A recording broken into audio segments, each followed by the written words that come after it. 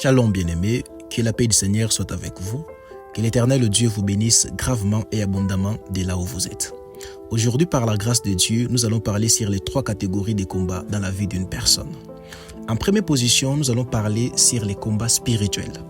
La Bible est en train de dire dans le livre d'Éphésiens, car ce n'est pas seulement de notre combat à nous qu'il s'agit. Nous n'avons pas à lutter uniquement contre notre nature terrestre, ni contre de simples ennemis mortels, mais contre les puissances occultes, contre une organisation spirituelle satanique, contre les dictateurs invisibles qui dans le monde des ténèbres veulent contrôler et régir notre monde, contre la légion des esprits démoniaques dans les sphères spirituelles, dans les sphères surnaturelles, contre de véritables agents du quartier général du mal. D'autres versions disent, non, ce n'est pas contre des êtres humains que nous devons lutter, mais c'est contre des forces très puissantes qui ont autorité et pouvoir. Nous devons lutter contre les puissances qui dirigent le monde de la nuit, contre les esprits mauvais qui habitent entre le ciel et la terre.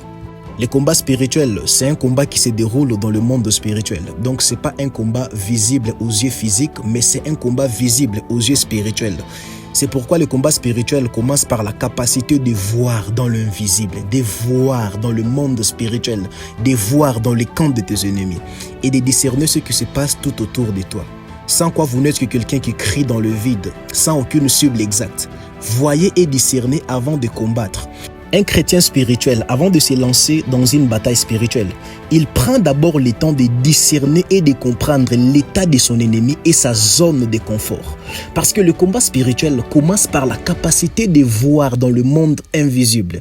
Beaucoup de gens peuvent se poser des questions en disant « Moi, je n'ai pas la capacité de voir dans le monde spirituel avec mes yeux spirituels. Alors, que dois-je faire ?» Laisse-moi te dire quelque chose. L'Éternel Dieu nous a donné une capacité d'interagir dans le monde spirituel, de voir dans le monde spirituel au travers de nos rêves. Parce que 85% de nos combats spirituels se déroulent dans le monde des rêves, dans le monde onirique. C'est pourquoi nous sommes censés et obligés de discerner et de chercher l'interprétation de ce qu'on voit dans le monde spirituel. Parce qu'un rêve peut te tuer, un rêve peut te sauver. Parce que 85% de nos combats spirituels se déroulent dans le monde des rêves. Le combat spirituel, c'est là où ton oncle quitte ton village pour t'attaquer. Les combats spirituels, c'est là où tu vois les esprits dans tes rêves. C'est là où tu vois des attaques de femmes et de maris de nuit. Ça, c'est un combat spirituel. Un combat spirituel n'est pas un combat qu'on peut voir avec nos yeux physiques, mais c'est un combat qu'on peut voir avec nos yeux spirituels. C'est pourquoi nous sommes censés et obligés de prier afin que Dieu nous donne la capacité d'interagir dans le monde spirituel avec nos yeux. En deuxième position, on a les combats physiques. Lisons la parole dans le livre de Luc 22, 2-3. La Bible est en train de dire « Les grands prêtres et les interprètes de la loi n'avaient plus qu'une pensée, c'est de faire de Jésus. Ils cherchaient le moyen de le supprimer, mais ils avaient peur du peuple. Ce fut alors que Satan trouva accès dans le cœur de Judas surnommé l'Iscariote, l'un de ses 12 disciples. » Écoute-moi très bien. Le combat physique, c'est quand le diable échoue de te vaincre spirituellement. Il va prendre maintenant la forme physique pour t'attaquer. Non au travers des démons, mais c'est au travers de tes amis, au travers de tes proches et au travers de membres de ta famille. C'est pourquoi tu es censé et obligé d'être sobre et vigilant. Si tu vois des attaques spirituelles, si tu as la victoire dans le monde spirituel, fais maintenant attention dans le plan physique. Parce que si le diable échoue de te vaincre spirituellement, il va t'attaquer maintenant dans la dimension physique. Il va utiliser les gens pour la destruction de ta vie. C'est pourquoi vous allez comprendre ensemble avec moi. Jésus était très fort spirituellement. Jésus était très fort. Il était très puissant spirituellement. Le diable a échoué de vaincre Jésus spirituellement. Alors le diable a influencé les cœurs de Judas Iscariote. Le diable a utilisé le cœur de Judas Iscariote. Écoutez, le diable avait influencé le cœur de prêtre afin de tuer Jésus, mais c'était un peu difficile. Alors le diable a maintenant influencé les cœurs de Judas Iscariote, parce que Judas Iscariote était près de Jésus. Judas Iscariote était près de Jésus. C'est pourquoi toi aussi tu es censé et obligé d'être vigilant, parce que si le diable échoue de te vaincre spirituellement, il va t'attaquer physiquement au travers de gens qui sont autour de toi. Ils vont t'empoisonner, ils vont chercher Ils vont chercher des choses pour te neutraliser afin que le diable puisse encore te vaincre spirituellement. Écoute-moi très bien, à retenir pour la vie. En réalité, la plupart des combats physiques tirent ses origines dans le combat spirituel.